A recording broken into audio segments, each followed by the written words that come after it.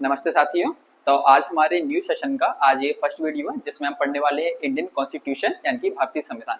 तो भारतीय संविधान का एक सामान्य परिचय आज हम इस लेक्चर में रिकॉर्ड करेंगे, जिसमें हम जानेंगे कि हमारा भारतीय संविधान यानी कि संविधान क्या होता है, ये क्यों 26 जनवरी को ही लागू हुआ, इसमें कितने अनुच्छेद हैं, कितने अनुसूचियां हैं, कितने भाग हैं, कैसे संविधान लागू होने के समय भारत राजतंत्र से गणतंत्र के रूप में कैसे उसका उदय हुआ। इस वीडियो को आप देखोगे जब ये वीडियो कवर होगा पूरा, तो आप ये नोटिस करोगे कि इस वीडियो के माध्यम से आप बहुत कुछ सीखे गए हो।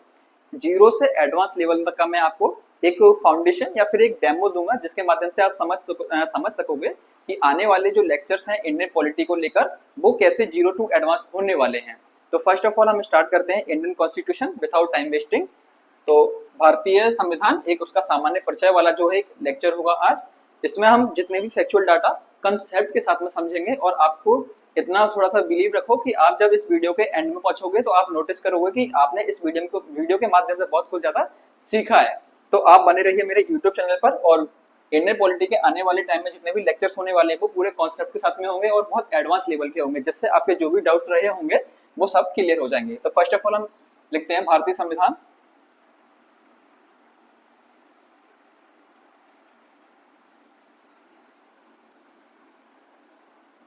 भारतीय संविधान यानी कि इंडियन कॉन्स्टिट्यूशन।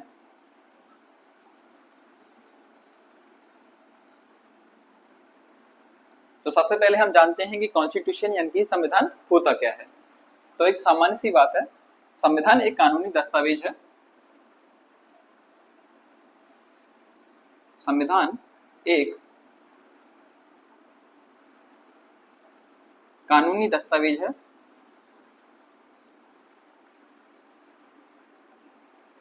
जिसके तहत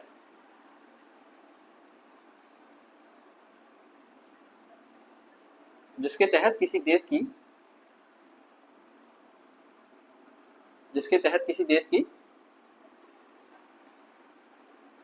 शासन व्यवस्था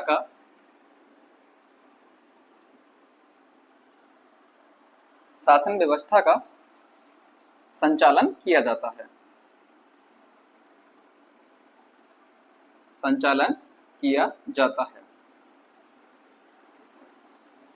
ये हमारे सेशन का आज फर्स्ट वीडियो डेमो के रूप में, इसमें इतना एडवांस सिखा दूंगा ना कि आपको अपने आप मन लग जाएगा आने वाले वीडियोस को देखने के लिए। तो ये है हमारा भारतीय संविधान यानी कि जिसे बोलते हैं इंग्लिश में इंडियन कॉन्स्टिट्यूशन। तो संविधान क्या है, तो ये है उसका एक छोटा सा प्रॉपर डेफिनेशन कि संविधान एक कानूनी दस्तावेज है जिसके तहत किसी देश की शासन व्यवस्था का संचालन जो है किया जाता है। अब आती है भारतीय संविधान के बारे में। तो भारतीय संविधान के बारे में भी ये सामान्य परिभाषा है, और भारतीय संविधान का जो शक्ति का स्रोत है वो है भारत की जनता। शक्ति का स्रोत जो है भारतीय संविधान की वो है भारतीय जनता। अब ये कैसे है अभी मैं बताऊंगा आपको।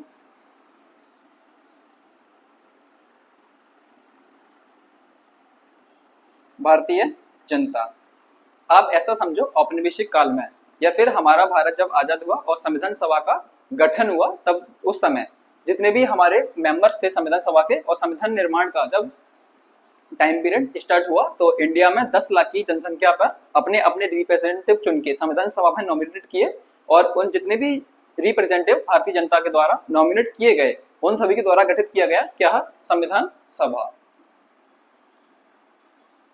संविधान सभा का जो निर्माण किया गया या फिर संविधान सभा के जो सदस्य थे वो भारतीय जनता के द्वारा, यानी कि 10 लाख जनसंख्या का जो है डिवीजन का आधार रखा गया था। तो भारतीय जनता के द्वारा जितने भी रिप्रेजेंटेटिव चुने गए थे वो सब कहाँ पहुंचे, संविधान सभा में, जिसके द्वारा भारतीय संविधान का जो है निर्माण किया गया। तो भारतीय संविधान का जो शक्ति का स्रोत है वो कहाँ है, इनडायरेक्टली या फिर डायरेक्टली कहें तो भारतीय जनता में, क्योंकि भारतीय जनता के द्वारा ही रिप्रेजेंटेटिव चुने गए और उन्हीं के आधार पर वो संविधान सभा में नॉमिनेट हुए, और उन्हीं के टाइम पीरियड में या फिर उन्हीं के द्वारा भारतीय संविधान का जो है निर्माण किया गया। तो भारतीय संविधान की शक्ति का जो स्रोत है, जो मूल स्रोत है वो कहाँ है, भारतीय जनता में। तो ये था कि इंडियन कॉन्स्टिट्यूशन या फिर संविधान को लेकर एक सामान्य सी डेफिनेशन कि संविधान एक कानूनी दस्तावेज है जिसके तहत किसी देश की शासन व्यवस्था का संचालन किया जाता है। और भारतीय संविधान की बात करें तो भारतीय संविधान जो है भारत की जनता द्वारा अंगीकृत किया गया है और उसे अपनाया गया है, चूंकि भारतीय संविधान का शक्ति का स्रोत जो क्या है, भारतीय जनता। जनता क्यों है कि औपनिवेशिक काल में जब संविधान सभा का गठन हुआ और आजादी के बाद जब संविधान लिखा जा रहा था हमारा, तो भारतीय जनता के द्वारा 10 लाख की जनसंख्या पर एक जनप्रतिनिधित्व या फिर रिप्रेजेंट चुना गया, जिसने भारतीय संविधान में हिस्सा लेकर और भारतीय संविधान के निर्माण में अपनी अहम भूमिका निभाई। तो इसलिए भारतीय संविधान के बारे में आए कि उसका मूल शक्ति का स्रोत क्या है, तो वो है भारतीय जनतंत्र, वो भारतीय जनता। तो ये था संविधान के बारे में एक छोटी सी डेफिनेशन और भारतीय संविधान के बारे में एक शक्ति का स्रोत। अब आती है इसके स्ट्रक्चर के बारे में। तो अब इसको हम रफ करते हैं और फिर आगे बढ़ते हैं। ये वीडियो मैं इतना अच्छे से और एक एडवांस लेवल का समझाऊंगा ना कि आपको इससे बेहतर वीडियो अभी फिलहाल नहीं मिलेगा। बात का तो सब अपने अपने पढ़ाने के परफॉर्म में इम्प्रूवमेंट करते हैं। तो अब बात आती है भारतीय संविधान। सबसे पहले इसका जो निर्माण किया गया वो किया गया संविधान सभा द्वारा। निर्माण संविधान सभा द्वारा, और संविधान सभा में कौन थे? जनता के द्वारा चुने गए या फिर भेजे गए जनप्रतिनिधि, तो जिसके कारण भारतीय संविधान का जो शक्ति का स्रोत है, जो मूल स्रोत है, वो कहाँ है? भारतीय जनता। दूसरा, भारत का संविधान कितने समय में तैयार हुआ? तो इसको जो इसके निर्माण में जो समय लगा वो है 2 साल, 2 साल 11 महीने 18 दिन। तो संविधान सभा के द्वारा संविधान निर्माण की जो प्रक्रिया रही है वो है रही है 2 साल 11 महीने 18 दिन तक जो है संविधान का निर्माण किया गया, और फाइनली 26 नवंबर 1949 को ये है जो को तैयार हुआ। तो भारतीय संविधान का जो निर्माण किया गया भारतीय सभा द्वारा, और इसमें जो रिप्रेजेंटेटिव भारतीय जनता के द्वारा नॉमिनेट किए गए थे। दूसरा, इसका जो समय काल है यानी कि निर्माण में जो समय लगा हुआ है वो है 2 साल 11 महीने 18 दिन का समय लगा हुआ है। फाइनली रूप से ये आजाद भारत में 26 नवंबर 1949 को बनकर तैयार हुआ। तो ये थी एक छोटी सी बात और इसके एक निर्माण के टाइम पीरियड से संबंधित। तो भारतीय संविधान जो है, संविधान की डेफिनेशन देखी, संविधान की शक्ति का जो मूल स्रोत है वो कैसे था वो मैंने आपको समझाया। समय जो टाइम पीरियड लगा इसको वो है 2 साल 11 महीने 18 दिन का टाइम पीरियड लगा। निर्माण किया गया संविधान सभा के द्वारा। दूसरा, इसके समय या फिर इसके निर्माण में कितना समय लगा, तो वो लगा 2 साल 11 महीने 18 दिन, और मूल रूप से ये 26 नवंबर 1949 को तैयार हुआ। अब आती है एक मूल बात कि भारतीय संविधान लागू कब किया गया। भारतीय संविधान जो है आधिकारिक तौर पर लागू कब किया गया, तो भारतीय संविधान लागू हुआ 26 जनवरी 1950 को। भारतीय संविधान लागू कब किया गया, तो 26 जनवरी 1950 को। और बनकर तैयार कब हुआ था, तो हुआ था 26 नवंबर 1949 को तैयार हुआ, जिसे आधिकारिक तौर पर लागू किया गया 26 जनवरी 1950 को। उसी दिन के साथ में भारत का जो है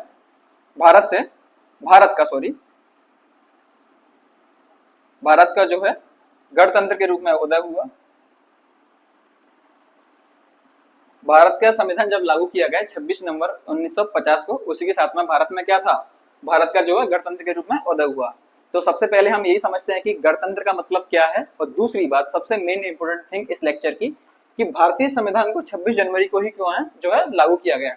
कोई और तारीख भी मिल जाती, जब 26 नवंबर को तैयार हो गया था तो 26 नवंबर को भी लागू कर सकते थे, मान के चलो 1 दिसंबर या फिर 1 जनवरी। तो ऐसे क्या प्रमुख कारण रहे जिससे भारतीय संविधान को 26 जनवरी को ही लागू किया गया, और फिर भारत का राजतंत्र को समाप्त करते हुए गणतंत्र के रूप में जो है उदय कैसे हुआ। तो ये थी इस वीडियो की एक मेन इंपोर्टेंट थिंग जो कंसेप्ट के रूप में मैं आपको समझाऊंगा।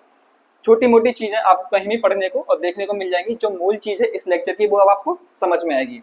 मैंने आपको क्या कहा कि इंडियन पॉलिटी में आपको 0 से एडवांस लेवल की ऐसे पढ़ा दूंगा कि किसी भी प्रकार के क्वेश्चंस को प्रीलिम्स और मेंस एग्जाम्स के रूप में आपको अटेम्प्ट करने में कोई भी प्रॉब्लम नहीं आएगी। तो फर्स्ट ऑफ ऑल हम स्टार्ट करते हैं कि 26 जनवरी को ही लागू क्यों। 26 जनवरी को जो है लागू किया गया, तो क्यों लागू किया गया। तो देखो, औपनिवेशिक काल में एक भारत की सबसे बड़ी राष्ट्रीय पार्टी के रूप में भारतीय राष्ट्रीय कांग्रेस थी। तो जितने भी हमारे स्वतंत्रता सेनानी थे उनके द्वारा बड़े पैमाने पर आंदोलन किए जा रहे थे, चाहे वो आंदोलन किसी भी रूप में हो, जैसे कि हिंसा को हड़ताल के रूप में किए गए हो, पत्र व्यवहार के रूप में किए गए हो, किसी न किसी गतिविधि के माध्यम से हमने भारतीय स्वतंत्रता आंदोलन को जो है अंजाम दिया। तो औपनिवेशिक काल में जब हमारा भारत लागू नहीं भारत जब आजाद नहीं हुआ था, तो जितने भी हमारे भारतीय प्रमुख लीडर्स थे, स्वतंत्रता सेनानी थे, तो जब वो किसी ना किसी प्रकार से आंदोलन कर रहे थे, तो उसी टाइम पीरियड में एक नेशनल पार्टी या फिर राष्ट्रीय पार्टी के रूप में भारतीय राष्ट्रीय कांग्रेस थी। तो भारतीय राष्ट्रीय कांग्रेस का क्या था, तो जितने भी हमारे लीडर्स थे वो क्या करते थे, हर साल में या फिर हर साल उस राष्ट्रीय कांग्रेस पार्टी का जो है अधिवेशन होता था। उस अधिवेशन में कोई एक प्रमुख अध्यक्ष था और भारतीय जितने भी प्रमुख मूल स्वतंत्रता सेनानी थे, भारत के जो प्रमुख लोग थे या फिर जो लोग उस सभा में सदस्य बनकर हिस्सा लेना चाहते थे, तो उनके सालाना जो राष्ट्रीय कांग्रेस का जो सालाना अधिवेशन था, तो वो हर साल आयोजित होता था। तो एक बार क्या हुआ, तो वो क्या था, हर साल आयोजित होता था। तो 1929 का एक लाहौर अधिवेशन हुआ। क्या हुआ, 1929 का लाहौर अधिवेशन। अब बात आती है कि अधिवेशन होते क्यों थे, तो उस टाइम पे भारतीय राष्ट्रीय कांग्रेस जो थी एक प्रमुख पार्टी के रूप में थी। तो जितने भी बड़े लीडर्स थे उनमें से कोई एक अध्यक्षता करता था, जितने भी बड़े लीडर्स थे उनमें पार्टिसिपेट करते थे, भारत के प्रमुख लोग पार्टिसिपेट करते थे।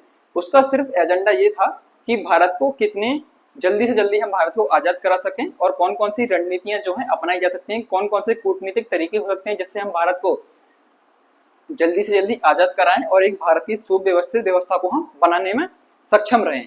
तो उसी के तहत भारतीय राष्ट्रीय कांग्रेस के जो है सालाना अधिवेशन हुआ करते थे, जिसमें से एक अधिवेशन हुआ 1929 में लाहौर अधिवेशन। इसकी जो है अध्यक्षता की थी JL नेहरू ने, यानी Pandit Jawaharlal Nehru, first prime minister of India. तो इसकी जो अध्यक्षता जो थी वो है JL नेहरू के द्वारा। इसकी जो अध्यक्षता की गई थी वो की गई थी JL नेहरू के द्वारा। तो 26 जनवरी को लागू क्यों हुआ, तो उसका एक रीजन था, मैं आपको वही बता रहा हूँ कि 1929 में एक लाहौर अधिवेशन हुआ और ये था भारतीय राष्ट्रीय कांग्रेस का अधिवेशन, जो सालाना अधिवेशन होता था, जिसका मुख्य उद्देश्य था कि भारत को जल्दी से जल्दी एक सुव्यवस्थित तरीके से आजाद कराया जाए और आजाद कराने के लिए कौन कौन सी रणनीति, कौन कौन सी कूटनीतिक तरीके अपनाए जाए, क्या क्या वो तरीके हो सकते हैं, यानी कि आने वाले टाइम पीरियड की एक फ्यूचर प्लानिंग होती थी इन अधिवेशन में। तो उसमें से एक 1929 में एक लाहौर अधिवेशन हुआ, चूंकि जिसकी अध्यक्षता किसने की थी, JL नेहरू ने।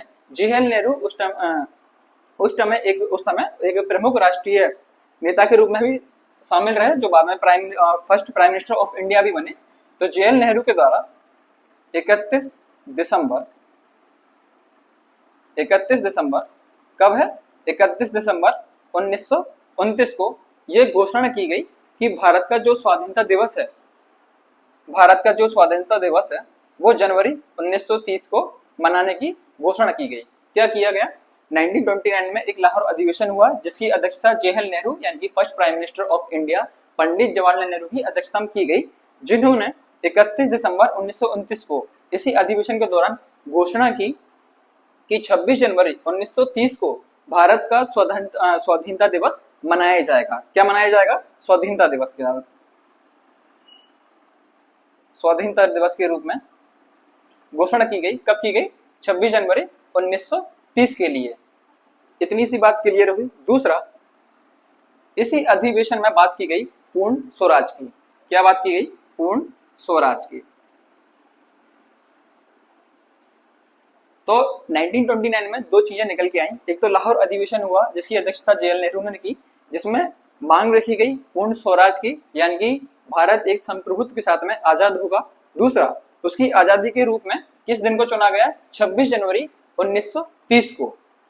31 दिसंबर 1929 को एक घोषणा होती है कि 26 जनवरी 1930 को स्वाधीनता दिवस के रूप में मनाया जाएगा और पूर्ण स्वराज की जो है बात की गई। ये सब कहानी कहाँ हो रही है, लाहौर अधिवेशन में।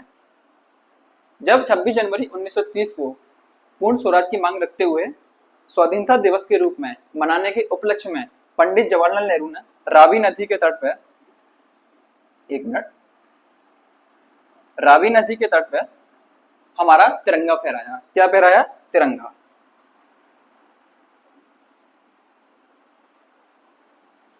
और ये तिरंगा क्यों फहराया, स्वाधीनता स्वाधीनता दिवस कब मनाया जाएगा, 26 जनवरी 1930 को स्वाधीनता दिवस मनाने के रूप में पंडित जवाहरलाल नेहरू ने रावी नदी के तट पर क्या फहराया, झंडा फहराया।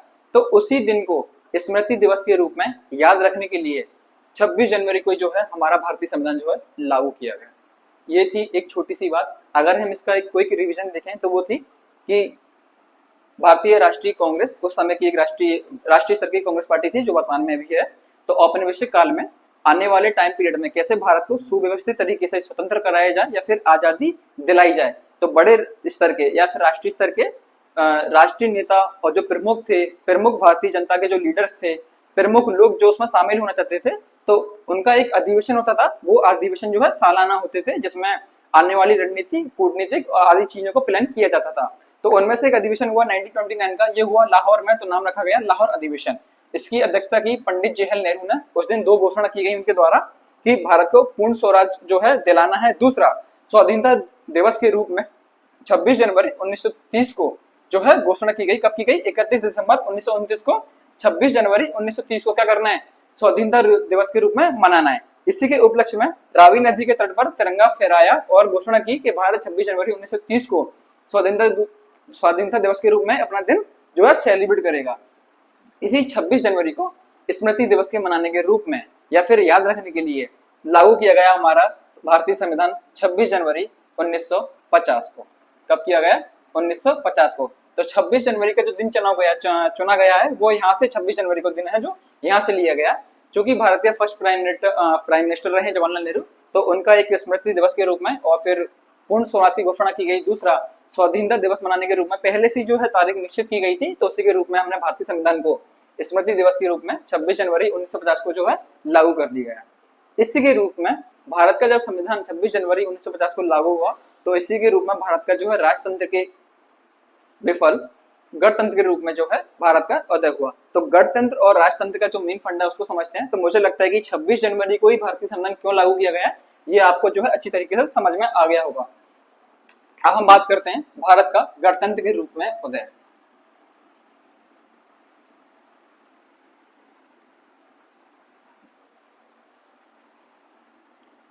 तो पहले में लिखते हैं एक राजतंत्र, फिर लिखते हैं गणतंत्र।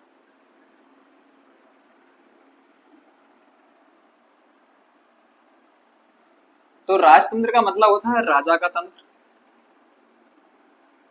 राजतंत्र का मतलब होता है राजा का तंत्र, अर्थात देश के सभी मुख्य अधिकारी घोषणा या फिर अंतिम आधिकारिक निर्णय जो लिया जाएगा वो होगा राजा के द्वारा। यानी कि जो अंतिम डिसीजन होगा, यानी कि अंतिम जो निर्णय होगा वो किसका होगा? राजा का होगा, यानी कि राजा का तंत्र। इसी को बोलते हैं राजतंत्र। जब भारत औपनिवेशिक काल में था, तो ब्रिटेन के जो भी सम्राट अपने टाइम पीरियड में जो नॉमिनेट हुए, उन्हीं के द्वारा भारत की जो है राज व्यवस्था का संचालन किया जा रहा था। यानी कि भारत में क्या था? राजतंत्र था। और ये जो राजा थे वहां के थे ब्रिटेन के, क्योंकि हमारा जो भारत में जो ब्रिटेन का औपनिवेशिक काल चला, या फिर हम बोले कि भारत जो है ब्रिटेन का औपनिवेशिक रहा, तो ब्रिटेन में जो भी किंग हुआ उन्होंने भारत को अपने टाइम पीरियड के अकॉर्डिंग लीड किया। तो भारत में क्या था? आजादी के टाइम पीरियड में राजतंत्र यानी कि राजा का तंत्र, यानी कि जितने भी देश के अहम महत्वपूर्ण अंतिम निर्णय होंगे उसका जो डिसीजन होगा उसको लेने का निर्णय किसका होगा? राजा का। यानी कि राजतंत्र जो होता है राजा का तंत्र, जिसमें अंतिम निर्णय लेने का जो आधिकारिक जो है वह किसमें है? राजा का। दूसरा, जब भारत में 26 जनवरी 1950 को संविधान लागू हुआ, तो उस समय क्या हुआ? भारत में राजतंत्र समाप्त हो गया और भारत आधिकारिक तौर पर गणतंत्र के रूप में भारत का जो है उदय हुआ। तो अब बात आती है कि गणतंत्र का मतलब क्या होता है। तो गणतंत्र का साधारण सा मतलब है कि भारत का जो शासक होगा, प्रेसिडेंट और प्राइम मिनिस्टर, उसका जो पद होगा वो वंशानुगत ना होकर समय समय पर या फिर 5 साल के अंतराल पर योग्यता के आधार पर भारतीय जनता के द्वारा क्या होगा? नॉमिनेट होगा। इसी को बोलते हैं गणतंत्र। राजा का तंत्र में क्या होता है? राजतंत्र में राजा का बेटा ही राजा बनेगा, फिर उसका बेटा राजा बनेगा। अगर उसका बेटा नहीं है तो उसने किसी और को गोद ले लिया, या फिर कोई शाही परिवार हुआ, उसका बेटा जो है राजा बनेगा। तो राजतंत्र में क्या होता है? राजा का तंत्र तो होता है, परंतु राजा का जो पद है वो क्या होता है? वंशानुगत होता है। राजा का जो पद होता है वो क्या होता है? वंशानुगत।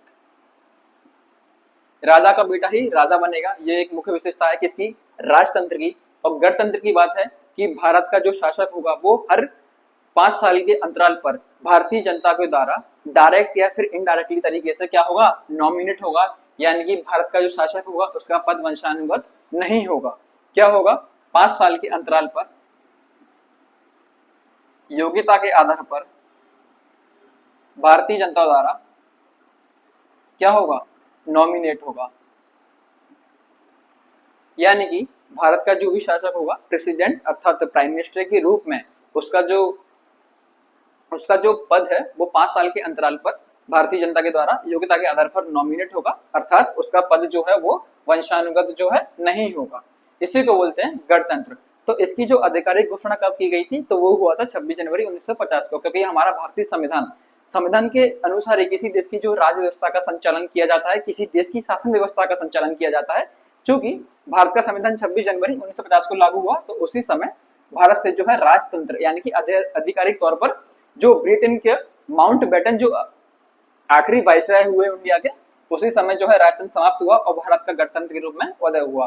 तो मुझे इतना समझ सकता हूँ या मैं आपको कि राजतंत्र और गणतंत्र के बीच की जो एक प्रॉपर डेफिनेशन थी और एक उनका प्रॉपर एक डिवीजन था, वो आपको आसान भाषा में अच्छे से समझ में आया होगा।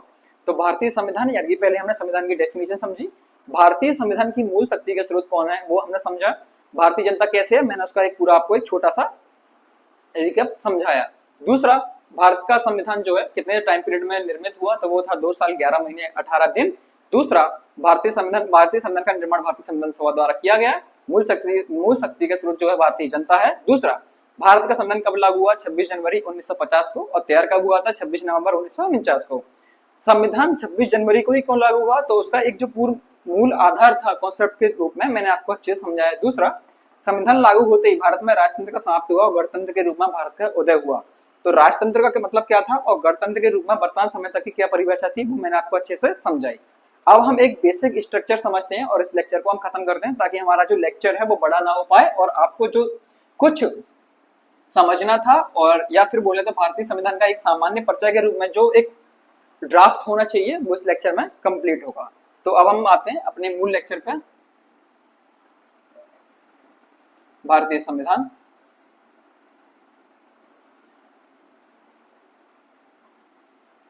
भारतीय संविधान निर्माण कब हुआ? इसका निर्माण का मतलब है ये बनकर कब तैयार हुआ? तो 26 नवंबर 1949 को। लागू कब हुआ आधिकारिक तौर पर? 26 जनवरी, क्या हुआ ये फालतू मिटा दिया, 1950 को। दूसरा, भारतीय संविधान है वर्तमान समय में क्या क्या उसके जो प्रोविजन है वो देखते हैं हम। तो इसके अंतर्गत जो भाग है वो है 22। भारतीय संविधान के कितने भाग हैं? 22।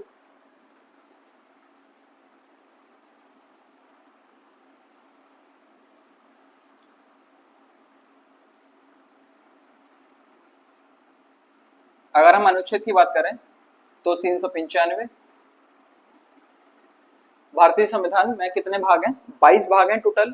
अगर हम अनुच्छेद की बात करें तो कुल 395 अनुच्छेद हैं। परंतु भारतीय संविधान जब 26 जनवरी 1950 को लागू हुआ तो भारतीय संविधान की मूल जो अनुसूचियां थी वो थी 8 केवल। कितनी थी? 8 मूल अनुसूचियां, वो थी 8। और वर्तमान समय में कितनी है? वर्तमान समय में भारतीय संविधान में 12 अनुसूचियां हैं। अभी इनका भी मैं आपको कॉन्सेप्ट क्लियर कराऊंगा। तो ये थी भारतीय संविधान के बारे में एक संक्षिप्त सी जानकारी। भारतीय संविधान निर्माण हुआ 26 नवंबर 1949 को और लागू किया गया 26 जनवरी 1950 को। जब भारतीय संविधान लागू किया गया तो इसमें 22 भाग थे, 395 अनुच्छेद थे, मूल अनुसूचियां कितनी थी? 8 थी। एक छोटी सी एक फैक्ट और बताता हूँ कि जब भारतीय संविधान जो है 26 नवंबर 1949 को बनकर तैयार हुआ था, तो जो इसके कुल अनुच्छेद है कितने हैं? 395, 349। तो इसमें से 15 जो अनुच्छेद थे वो इसी दिन लागू कर दिए गए। कितने थे? 15 अनुच्छेद यानी कि आर्टिकल्स। तो भारतीय संविधान जब लागू किया गया तो उसमें 22 भाग, अनुच्छेद 395, मूल अनुसूचियां 8 थी इसकी। पर जब ये बनकर तैयार हुआ था 26 नवंबर 1949 को, तो इसमें से जो कुल अनुच्छेद हैं 395 में से 15 अनुच्छेद जो है उसी दिन लागू कर दिए गए थे। तो वो अनुच्छेद जो है कौन कौन से हैं उनको हम यहाँ लिख लेते हैं। Article 5, 6, 7, 8, 9, article 66, article 324, article 366, article 67, 379, 379, 388, sorry 380 भी है इसमें, 388, 391, 92 और 393, 1 2 3 4 5 6 7 8 9 10 11 12 13 14 15। तो ये थे हमारे भारतीय संविधान के वो अनुच्छेद जिस दिन संविधान तैयार हुआ 26 नवंबर 1949 को, तो उसी दिन 15 अनुच्छेद को जो है भारत में लागू कर दिया गया। तो वो कौन कौन से अनुच्छेद थे? तो अनुच्छेद 5, 6, 7, 8, 9, 66, 324, 366, 367, 379, 380, 388, 391, 92 और 393 मूल संविधान के या फिर शेष संविधान के जितने भी अनुच्छेद थे वो हमारे 26 जनवरी 1950 को लागू कर दिए गए। अब बात आती है कि मूल संविधान में जो है कितनी अनुसूचियां थी, तो उनकी संख्या थी 8 थी और वर्तमान में कितनी है? 12 अनुसूचियां हैं। तो वो अनुसूचियां कैसे कैसे जोड़ी गई? देखो, जब कोई भी कानून तैयार किया जाता है या फिर कोई भी एक मूल किसी भी चीज का एक तैयार किया जाता है तो समय समय पर उसमें क्या करते हैं हम लोग? संशोधन करते हैं, यानी कि अमेंडमेंट करते हैं। उसको बोलते हैं कि आवश्यकता के अनुसार किया गया सुधार। संशोधन या अमेंडमेंट क्या है? तो वो है आवश्यकता के अनुसार किया गया सुधार। तो हमारा भारतीय संविधान 22 भाग 395 अनुच्छेद और 8 अनुसूचियों के साथ में लागू हुआ। समय समय पर भारतीय जनता में या फिर भारतीय जनता के सुधार के लिए या फिर उनके अधिकारों को और अच्छा बेहतर तरीके से बनाने के लिए हमारी संसद और हमारा सुप्रीम कोर्ट जो उसकी जांच करता है और उसका रखवाला भी है चूंकि, तो उसके द्वारा समय समय पर कुछ संशोधन किए गए हमारे भारतीय संविधान में और कुछ अनुसूचियां जो है बढ़ा दी गई, जिसके तहत हमारी भारतीय शासन व्यवस्था को और सुदृढ़ और मजबूत तरीके से, सुव्यवस्थित तरीके से जो है लागू किया जा सके।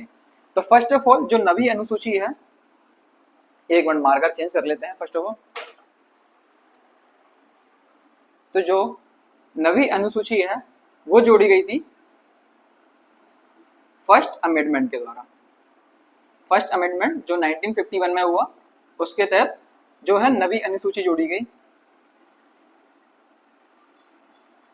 अब बात आती है 10वीं अनुसूची की। ये जो है दल बदल से संबंधित है।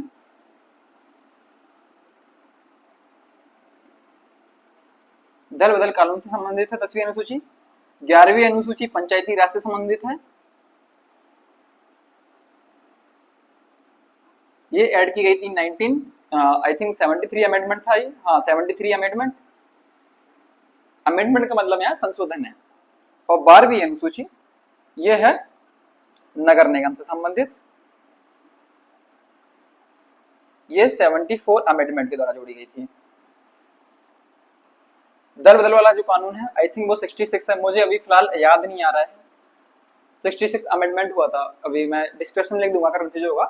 तो भारतीय संविधान में या भारतीय संविधान के मूल संविधान में कितनी अनुसूचियां थी? 8 थी, क्योंकि भारतीय व्यवस्था को और सुदृढ़ करने के लिए और संविधान को और बेहतर बनाने के लिए समय समय पर जो सुधार किए गए, तो उसमें जो फर्स्ट अमेंडमेंट किया गया था 1950 के द्वारा 1951 में जो संबंधित किया गया था, तो उसमें नवी अनुसूची जोड़ी गई, 10वीं अनुसूची जोड़ी गई दल बदल कानून संबंधित, 66 अमेंडमेंट किया गया, 11वीं अनुसूची जोड़ी गई पंचायती राज से संबंधित, 73 अमेंडमेंट किया गया और 12वीं अनुसूची जोड़ी गई नगर निगम के चुनाव से संबंधित, 74 अमेंडमेंट किया गया।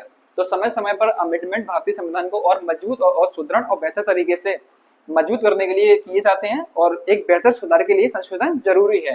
तो नवी अनुसूची 10वीं, 11वीं और 12वीं अनुसूची को मिलाकर वर्तमान संविधान में कितनी अनुसूचियां हो गई? 12। तो वर्तमान समय भारतीय संविधान में 22 भाग हैं, 395 अनुच्छेद हैं और अनुसूचियों की संख्या जो है कितनी है? वो है 12। तो मैं आशा करता हूं कि भारतीय संविधान से संबंधित जितना भी एक सामान्य परिचय हो सकता था, फैक्चुअल से लेकर कंसेप्ट को लेकर पूरा क्लियर मैंने इसमें किया।